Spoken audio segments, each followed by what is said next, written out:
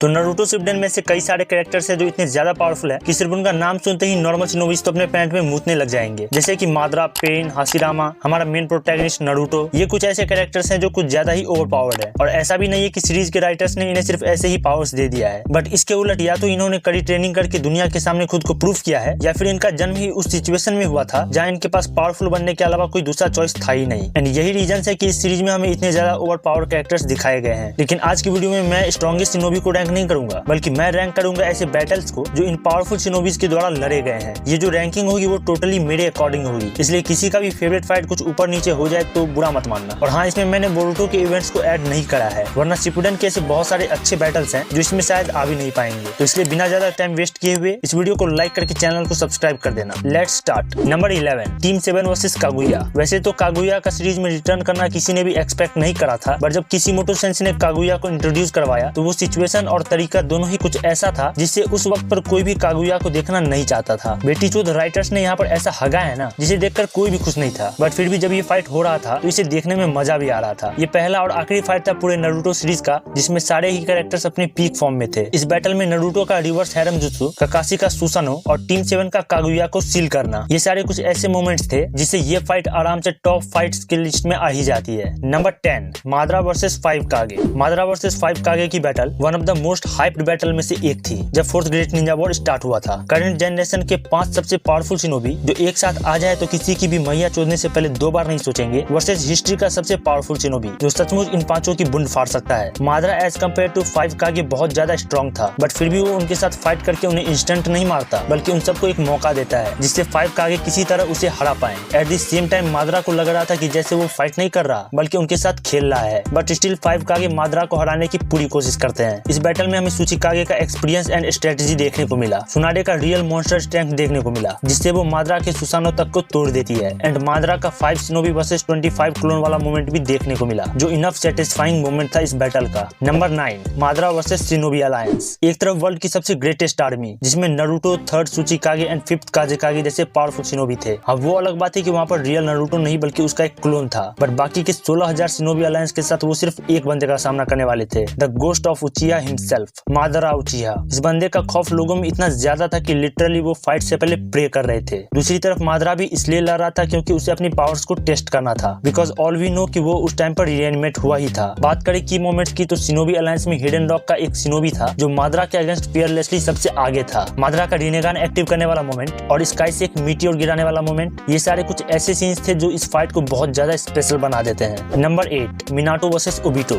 Minato versus Obito वाला fight जो हमें पास्ट में दिखाया गया था और उसी दिन नारुतो का जन्म भी हुआ था। ये फाइट कुछ उन फाइट्स में से एक है जो हमारे सेटिस्फेक्शन लेवल को 1 to 100 ले जाने का काम करती है। ये फाइट एक हैकर और एक चीटर के बीच में था जहाँ मिनाटो अपने लोग और विलेज को बचाने के लिए किस हद तक जा सकता है वो तुम्हें इस फाइट को देखकर पता चल जाएगा। तो वहीं कागे के लिए चुना गया था। इस बैटल में हमें मिनाटो के चाकर रिजर्व और पावर के बारे में बहुत कुछ पता चलता है और साथ में ये भी पता चलता है कि क्यों उसे लोग once in a generation genius कहते हैं। Number 7, Itachi versus Sasuke. Naruto की तरह ही सास्के भी एक ऐसा कैरेक्टर है जिसने बचपन से बहुत कुछ झेल रखा है और वो भी अपने भाई की वजह से। वो बात अलग है कि इटाची के कुछ अपने रीजंस थे, बट हम उसकी बात नहीं करेंगे। तो जब इटाची की वजह से सास्के का पूरा जीवन झंड हो जाता है तो वो एक गोल सेट करता है जिसमें वो इतना ज्यादा पावरफुल बनेगा कि इटाची को मार सके। पावर हासिल करने के लिए वो विलेज भी छोड़ देता है और जब उसे लगता है कि वो इनफ पावरफुल बन गया है तो उसकी इटाची के साथ फाइट भी होती है। जब तक ये फाइट दिखाया नहीं गया था ये one of the most awaited battle था नारुतो सीरीज का। मैं खुद चाहता था कि सास्के अपना रिवेंज जरूर ले और जल्द से जल्द लीफ विलेज वापस लौट आए। ऑब्वियसली मुझे उस समय तक ये नहीं पता था कि इटाची ने कितना ज्यादा सफर किया है। बात करें बैटल की तो फाइट में बहुत सारे लेजेंडरी मोमेंट्स थे। हमें फर्स्ट टाइम सुसानो भी इस फाइट में ही दिखाया गया था। सास्के ने किस हद तक ट्रेनिंग की है ओरोचिमारू के पास, जिसके लिए वो विलेज भी छोड़ चुका था, वो भी हमें अच्छे से देखने को मिला। Number 6, Jiraiya versus Pain. Jiraiya को लेकर एक प्रोफेसी थी कि वो एक ऐसे स्टूडेंट को ट्रेन करेगा जो आगे चलकर निंजा वर्ल्ड में या तो पीस लाएगा या फिर उसे पूरी तरह बर्बाद कर देगा। और जब जिराया नागाटो को ट्रेन कर रहा था तब उसके रिनेगान और लोगों के लिए उसके मन में प्यार को देखकर जिराया को लगा कि नागाटो ही वो बच्चा है जो चाइल्ड ऑफ प्रोफेसी है। बट हमें जब पहली बार इन दोनों का बैटल दिखाया गया तो ऑलमोस्ट सबको पता था कि जिराया इस बैटल को हार जाएगा, इवन आफ्टर वो अपने स्टेज मोड को अनलॉक कर लेता है तब भी। लेकिन फैंस इस बैटल को इसलिए इतना ज्यादा पसंद करते हैं क्योंकि हमारे छिछोड़े बाबा जो कुछ ज्यादा ही छिछोड़े हैं उसके बाद भी इनके ऑलमोस्ट 0 हेटर्स हैं। जिराया को हमने नारुतो को ट्रेन करते हुए देखा है, साथ में उनकी पर्सनैलिटी और एटीट्यूड लोगों को काफी ज्यादा अच्छी भी लगती है। एंड इसलिए इस फुल ऑन इमोशन से भरे फाइट में जब जिराया की डेथ होने वाली थी तब वो अपने आखिरी पलों में नारुतो को याद करता है जो सच में रुला देने वाला मोमेंट था। था। वही हमें बैटल के दौरान पेन के सीक्रेट और रेनेगान के पावर्स के बारे में भी पता चलता है। Number 5, Madara versus Hashirama, the battle of legends. Madara और हाशिरामा का फाइट पहला ऐसा फाइट था जिसमें हमें देखने को मिला था कि आखिर जब दो सबसे पावरफुल लोग आपस में फाइट करते हैं तो क्या होता है। इन दोनों का बैटल इनके बचपन से ही चलता आ रहा था, जिसमें हाशिरामा हर बार डोमिनेट करता था। जैसे जैसे दोनों बड़े होते गए, दोनों का पावर लेवल इतना ज्यादा बढ़ गया कि लोगों ने एक को गोस्ट ऑफ उचिया का टाइटल दिया तो एक को गॉड ऑफ शिनोबी का। इन दोनों का रियल पोटेंशियल हमें फाइनल वैली के फाइनल फाइट में देखने को मिला, जहां मादरा प्लस नाइनटेल्स जिसके ऊपर सुसानो चढ़ा हुआ था अगेंस्ट हाशिरामा प्लस चेहरे पर मुस्कान। हाशिरामा आधे बैटल खत्म होने के बाद डिसाइड करता है कि वो अब मादरा को मारने के लिए जाएगा। इन दोनों के फाइट से वो पूरा जगह बर्बाद हो जाता है, जिसे आगे चलकर फाइनल वैली का नाम दिया गया। जरूर हो जाते हैं, जहाँ एक तरफ ओबिटो है जो अपने प्यार में इतना ज्यादा खो चुका है कि सिर्फ अपने प्यार को पाने के लिए वो पूरी दुनिया से लड़ जाता है, तो वहीं दूसरी तरफ ओबिटो का दोस्त काकाशी है जो ओबिटो से फाइट करते वक्त भी हमें सिखा रहा था कि चाहे कुछ भी हो जाए वो इस बार अपने साथ। 3, Madara versus Might Guy. Might Guy एक ऐसा कैरेक्टर है जिसे हम सबने कहीं न कहीं अंडर एस्टिमेट तो कर ही दिया था। मादरा के अगेंस्ट बैटल से पहले भी वो काकाशी का लाइफ लॉन्ग राइवल था। इटाची के अगेंस्ट जहाँ पर आसुमा, कुरोनाई एंड काकाशी जैसे एलिट जोनिन भी टिक नहीं पाए थे, वहाँ पर ये बंदा इटाची को नर्वस फील करा देता है। किसामे जैसे टेललेस टेल बीस्ट को गाय 3 बार हरा चुका है एंड काकाशी के साथ रीएनिमेटेड 7 निंजा स्वॉर्ड्समैन को हराना कोई छोटी बात नहीं है। बट स्टिल ये सारे फाइट सीक्वेंस फीके पड़ जाते हैं जब गाय अपना 8th inner gate, last gate of death open करके मादरा के अगेंस्ट फाइट करता है। मैं तुम्हें याद दिला दूं कि मादरा उस टाइम पर अपने पीक पर था। 10 टेल जिनचुड़की होने के बाद भी गाय ने उसे अच्छी टक्कर दी थी। गाय उसे इस हद तक डैमेज करता है कि एक इमॉर्टल बीइंग होने के बाद भी मादरा को अपने डेथ का प्रेजेंस तो हुआ ही होगा। माइट गाय ये प्रूव कर देता है कि यदि तुम्हारे अंदर टैलेंट नहीं है तो तुम अपने गोल को हार्डवर्क से भी अचीव कर सकते हो। Number 2,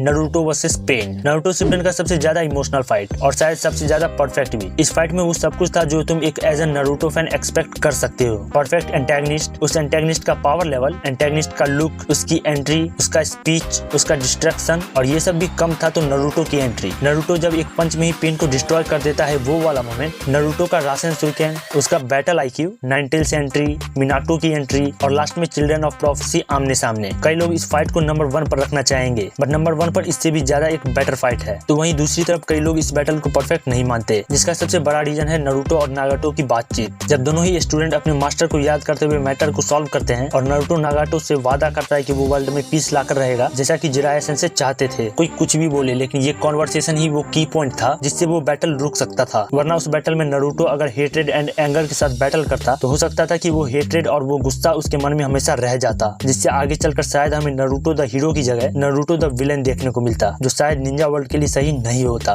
number 1, Naruto versus Sasuke. Naruto and Naruto Shippuden का most awaited, most intense battle जो तब से चलती आ रही थी जब ये दोनों आपस में मिले थे। दोनों ही एक दूसरे की रिस्पेक्ट करते थे, बट जेलेसी एंड पावर की भूख ने दोनों को एक दूसरे का राइवल बना दिया। इस फाइट के स्टार्ट होने के साथ ही नारुतो शिपुडेन का एंड भी करीब आ गया था। ये फाइट जिस पावर लेवल के वेट को होल्ड करता था, वही इसे नारुतो शिपुडेन का सबसे बेस्ट फाइट भी बनाता है। नारुतो और सास्के के पुराने वाले फाइट में सास्के जीत जाता है, जिसके बाद नारुतो वर्ल्ड में बहुत सी चीजें बदलने भी लगती हैं। जैसे नारुतो खुद को बहुत ज्यादा पावरफुल बनाने लगता है ताकि वो सास्के को वापस ला सके। इटाची और ओबिटो के प्लान्स में भी काफी सारे फेरबदल होते हैं और ओरोचिमारू को अपना ड्रीम वेसल भी मिल जाता है। बट लास्ट फाइट में नारुतो जीतता है, जिसके बाद सबसे पहले वो सास्के का घमंड तोड़ता है और निंजा वर्ल्ड में पीस एस्टेब्लिश करता है। बट अगर उस फाइट में भी सास्के जीत जाता तो सबसे पहली चीज जो हमें देखने को मिलती वो होती नारुतो की डेथ। उसके बाद 5 कागे की डेथ, सारे टेल बीस्ट और पूरा वर्ल्ड सास्के के कंट्रोल में होता, जिसके बाद या तो वर्ल्ड में रेवोल्यूशन आता या फिर पूरी दुनिया सास्के के हेट्रेड को फील करती। फाइट सीक्वेंस में जितना ज्यादा गॉडली पावर्स का यूज किया गया है उतना ही इसे ग्राउंडेड भी रखा गया है। इस फाइट की वजह से पूरा फाइनल वैली डिस्ट्रॉय हो जाता है और at the and asura and Indira के रीइंकार्नेशन के बीच जो बैटल चलती आ रही थी हजारों सालों से, वो साइकिल भी स्टॉप हो जाती है। तो दोस्तों ये था एक लिस्ट नारुतो शिपुडेन के टॉप 10 बेस्ट बैटल्स का। तुम लोगों को ये वीडियो कैसा लगा हमें कमेंट में जरूर बताना और ये भी बताना कि तुम लोगों का फेवरेट फाइट कौन सा था, और साथ में वीडियो को लाइक करके चैनल को सब्सक्राइब भी कर देना। मिलते हैं नेक्स्ट वीडियो में।